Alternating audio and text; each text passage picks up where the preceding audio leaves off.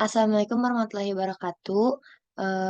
Kami dari kelompok 2 akan mempresentasikan tentang pemikiran dan perbandingan aliran Mu'tazilah dan Ahlussunnah wal Jamaah. Next. Untuk anggotanya itu yang pertama ada Anissa Gaida, yang kedua ada saya sendiri Kanya Kajar Sagara, yang ketiga ada Olivia Hogi, dan yang keempat ada Sandra Natasha.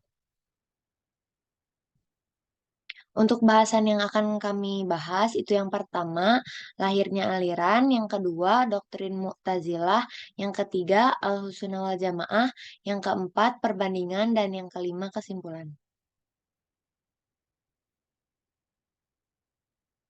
Untuk bahasan yang pertama tentang sejarah dan latar belakang akan disampaikan oleh Olivia Hogi. Sejarah dan latar belakang. Aliran Mu'tazilah adalah aliran yang membawa persoalan-persoalan teologi lebih mendalam dan bersifat fisiologis daripada persoalan-persoalan yang dibawa kaum Khawarij dan Murji'ah. Kenapa disebut kaum Mu'tazilah? Berpusat pada peristiwa yang terjadi antara Wasil ibn Atha serta temannya Amr bin Ubaid dan Hasan al-Basri di Basrah. Wasil selalu mengikuti pelajaran-pelajaran yang diberikan Hasan al-Basri di Masjid Basrah. Pada suatu hari datang seseorang bertanya mengenai pendapatnya tentang orang yang berdosa besar. Sebagaimana diketahui, kaum Khawarij memandang mereka kafir, sedangkan kaum Murji'ah memandang mereka mukmin. Ketika Hasan al-Basri masih berpikir, Wasil mengeluarkan pendapatnya sendiri dengan mengatakan, saya berpendapat bahwa orang berdosa besar bukanlah mukmin dan bukan pula kafir. Kemudian berdiri dan menjauhkan diri dari Hasan al-Basri, pergi ke tempat lain di masjid. Di sana ia mengulangi pendapatnya kembali. Atas peristiwa ini, Hasan al-Basri mengatakan, Wasil menjauhkan diri dari kita. Kita adalah Ana. Dengan demikian, ia dan teman-temannya, kata Al-Syahrastani, disebut kaum Mu'tazilah.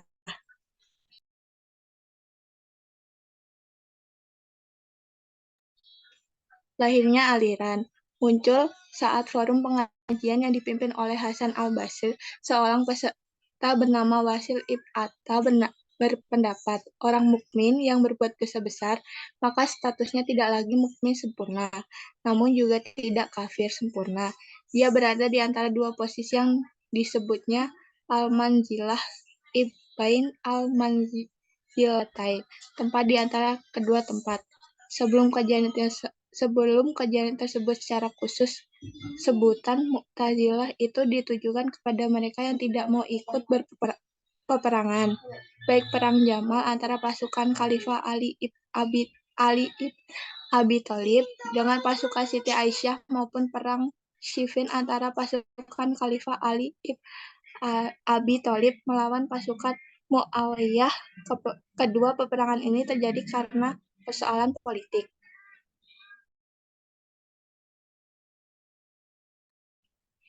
Mengenai sebab-sebab dinamakan Mu'tazilah, Ahmad Amin mengemukakan 3 pendapat, yaitu yang pertama dinamakan Mu'tazilah karena Wasil ibn Atta dan Amr ibn Ubaid memisahkan diri dari majelis taklim yang dipimpin oleh Hasan al-Basri di Masjid Basrah. Yang kedua dinamakan Mu'tazilah karena pendapat mereka menjauhi pendapat lain yang berkembang waktu itu. Yang ketiga, dinamakan Mu'tazilah adalah karena pelaku dosa besar berada antara mukmin dan kafir. Sama halnya memisahkan diri atau menjauhkan diri dari orang mukmin yang sempurna.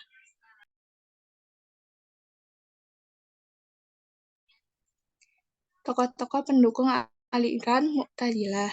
Tokoh-tokoh yang ada di Basrah, yang pertama adalah Wasil ibn Atta, tahun 80 sampai 131 Hijriah.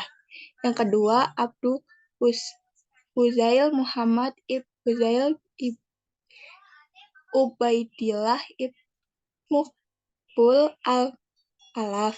Yang ketiga, Ibrahim ibn Syar ibn Hani al-Nazam. Yang keempat, Abdul Ali Muhammad Ali al-Jubai. Tokoh-tokoh yang berdomisili di Baghdad adalah yang pertama, Bishyar ibn Al-Mu'tamir wafat pada 226 Hijriah atau 840 Masehi. Yang kedua, Abdul Al-Husain Al-Khayyat wafat 300 Hijriah atau 912 Masehi. Yang ketiga, Jarullah Abul Hashim Muhammad Ibn Umar tahun 467 sampai 538 Hijriah atau 1075 sampai 1144 Masehi. Yang keempat ada Abdul Hasan Abdul Jabbar Ibn Ahmad Ibn Abdullah Hamazani Al-Hashid tahun 325 sampai 425 Hijriah.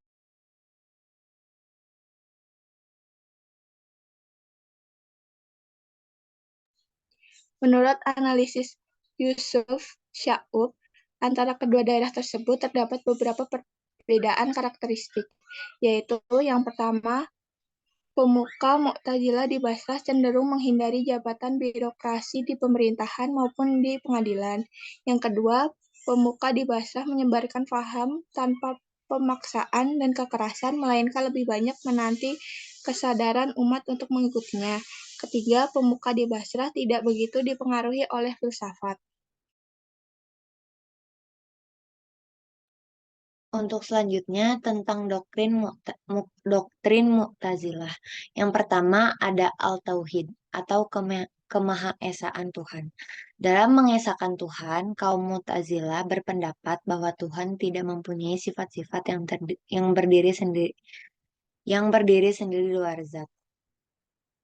Eh, Mereka juga menolak sifat-sifat jasmaniah bagi Tuhan, yaitu sifat yang menggambarkan Tuhan menyerupai makhluk yang diciptakannya. Kaum Mu'tazilah membagi sifat-sifat Tuhan menjadi dua golongan, yaitu yang pertama, sifat yang merupakan esensi atau hakikat Tuhan atau sifat zatiyah.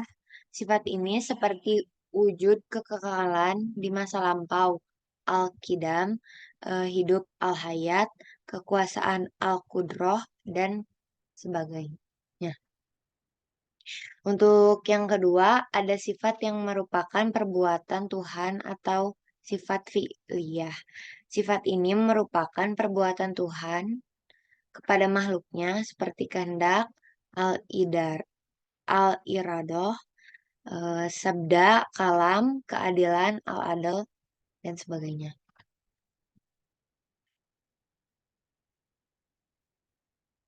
Untuk yang kedua, al-adl atau keadilan Tuhan.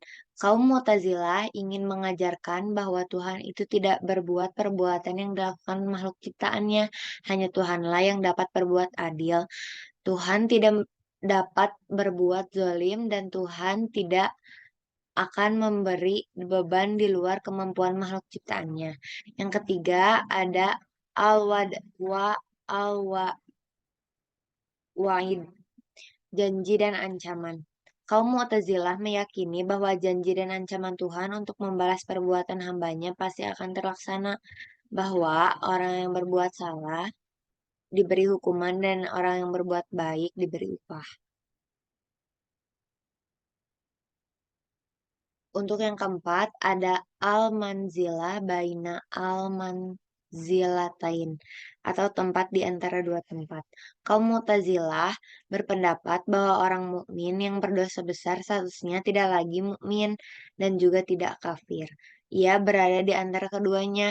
Kata mukmin, pendapat wasil, merupakan sifat baik dan nama pujian yang tidak dapat diberikan kepada orang fasik dengan dosa besarnya. Tetapi kata kafir tidak pula dapat diberikan kepadanya hanya karena dibalik dosa besar yang dia perbuat, masih ada syahadat yang masih dipercayanya. Dan jika dia meninggal tanpa taubat, maka siksaan yang diterimanya akan lebih ringan dari siksa orang kafir. Dan yang kelima, ada amar ma'ruf nahi munkar atau perintah berbuat baik dan larangan berbuat jahat, yaitu perintah melaksanakan perbuatan baik dan larangan perbuatan munkar. Perbedaan dari ajaran golongan-golongan lainnya yaitu pelaksanaannya. Kaum Mu'tazilah berpendapat jika seseorang tidak dapat ditegur secara lisan, maka tegurlah menggunakan kekerasan. Sejarah membuktikan bahwa Mu'tazilah pernah memakai kekerasan dalam menyiarkan ajaran-ajaran mereka.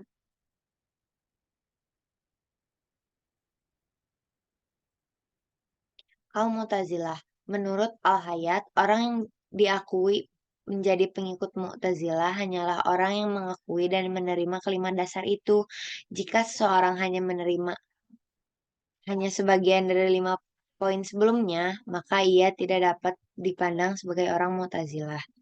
Ahmad Ami Ahmad Amin berpendapat bahwa kaum Mu'tazilah adalah golongan Islam pertama yang menggunakan senjata atau argumentasi logika yang dipergunakan untuk menangkis serangan-serangan terhadap Islam dari golongan Yahudi, Kristen, Majusi, dan materi, materi, materiali, materialis yang terjadi pada awal kerajaan Daulah Abbasiyah.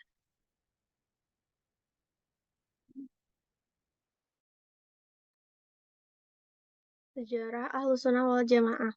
Aliran ini didirikan oleh Abu al-Hasan Ali ibn Ismail al-Asy'ari dan Abu Mansur Muhammad ibn Mahmud al-Maturidi. Aliran Ahlussunnah wal Jamaah disebut juga aliran Asy'ariyah dan aliran Maturidiyah, dan sekarang banyak disebut dengan golongan Sunni. Al-Asy'ari adalah penganut aliran Mu'tazilah selama 40 tahun. Al-Asy'ari kemudian memutuskan untuk meninggalkan faham Mu'tazilah karena berbeda faham dan akan menunjukkan keburukan-keburukannya. Setelah abad keempat dan keempat Hijriyah, Mu'tazilah semakin melemah. Maka ketika itulah Al-Asy'ari dalam waktu singkat mendapat kepercayaan dari kaum muslimin dengan memiliki banyak pengikut.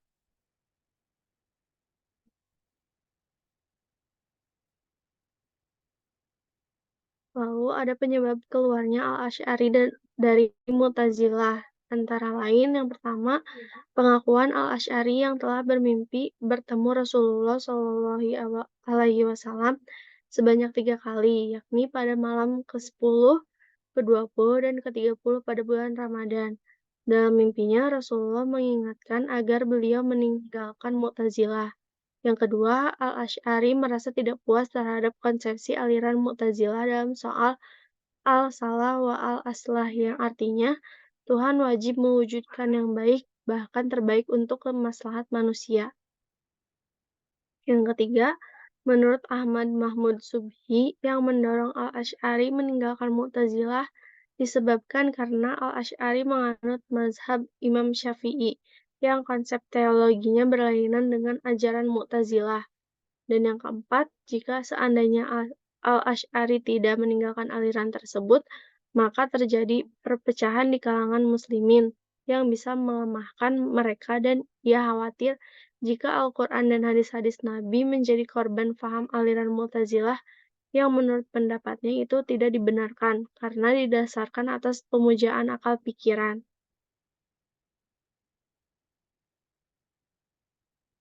Lalu ada ajaran-ajaran pokok Ahlussunnah wal Jamaah. Yang pertama, tentang pelaku dosa besar tidak menjadi kafir, ia tetap mukmin. Yang kedua, soal imamah didasarkan asas musyawarah dan pilihan sah. Yang ketiga, Al-Quran bukan diciptakan seperti hadis. Yang keempat, Tuhan dapat dilihat dengan mata kepala di akhirat. Dalam Quran Surat Al-Qiyamah ayat 22-23. Lalu selanjutnya, menurut Al-Asy'ari, Tuhan adalah pencipta alam raya termasuk manusia dengan segala perbuatannya, dan semua yang diperintahkan adalah baik, dan sebaliknya yang dilarang Tuhan adalah buruk. Namun tidak ada baik dan buruk secara mutlak, karena semua itu dari Allah Subhanahu wa Ta'ala.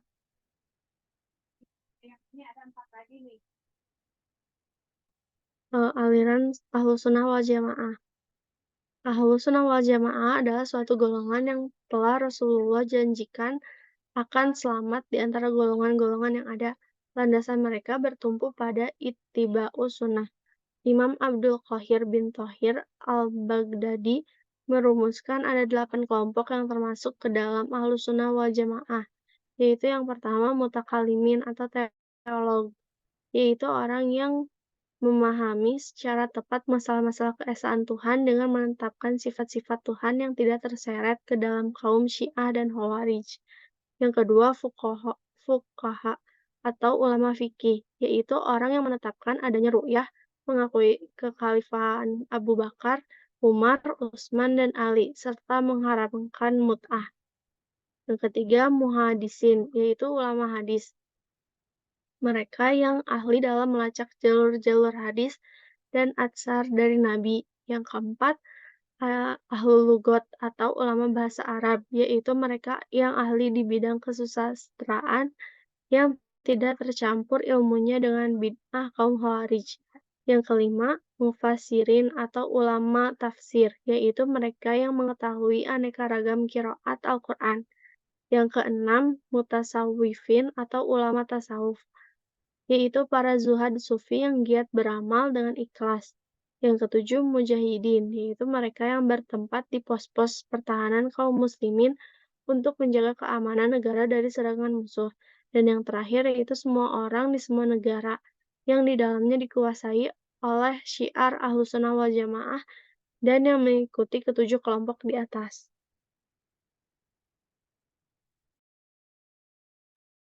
Kemudian perbandingan aliran Mu'tazilah dan Asy'ariyah. Yang pertama ada perbuatan Tuhan. Aliran Mu'tazilah sebagai aliran kalam berpendapat bahwa perbuatan Tuhan hanya terbatas pada hal-hal yang dikatakan baik, tapi bukan berarti Tuhan tidak mampu melakukan perbuatan buruk. Perbuatan buruk tidak dilakukannya karena ia mengetahui keburukan perbuatan buruk itu. Sedangkan aliran Asy'ariyah, faham kewajiban Tuhan berbuat baik dan terbaik bagi manusia tidak dapat diterima oleh aliran ini karena bertentangan dengan faham kekuasaan dan kehendak mutlak Tuhan. Dengan demikian, aliran Asy'ariyah tidak menerima paham Tuhan mempunyai kewajiban.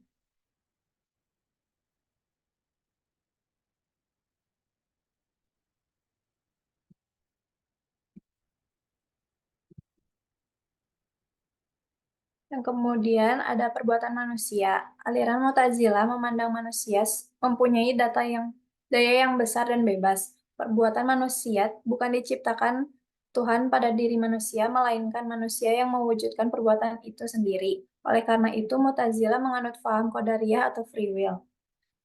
Dalam paham Asy'ariyah, manusia ditempatkan pada posisi yang lemah, diibaratkan anak kecil yang tidak mempunyai pilihan dalam hidupnya. Oleh karena itu, aliran ini lebih dekat dengan paham Jabariyah daripada paham Mu'tazilah.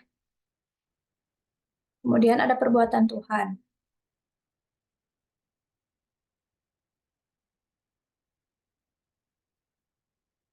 Sifat-sifat Tuhan. Aliran Mu'tazilah yang memberikan daya yang besar pada akal berpendapat bahwa Tuhan tidak dapat dikatakan mempunyai sifat-sifat jasmani. Selain itu, Mu'tazilah juga berpendapat bahwa Tuhan bersifat imateri sehingga tidak dapat dilihat dengan mata kepala. Bertentangan dengan pendapat Mu'tazilah, aliran Asy'ariyah mengatakan bahwa Tuhan mempunyai sifat. Menurut Al-Asy'ari, tidak diingkari bahwa Tuhan memiliki sifat karena perbuatan-perbuatannya di sampingnya menyatakan bahwa Tuhan mengetahui, menghendaki, berkuasa, dan sebagainya.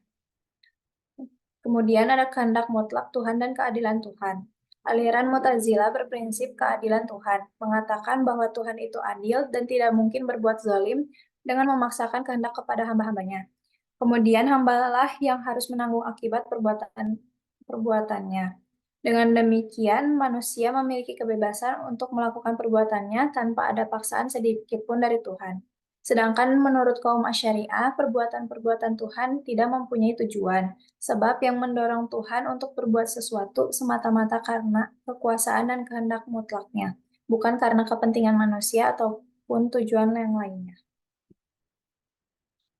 Maka dari itu, dalam perbandingan antara Mu'tazilah dan Asy'ariyah dapat disimpulkan bahwa Mu'tazilah menekankan kebebasan manusia, keadilan Tuhan, dan pembagian sifat Tuhan menjadi esensi dan perbuatan.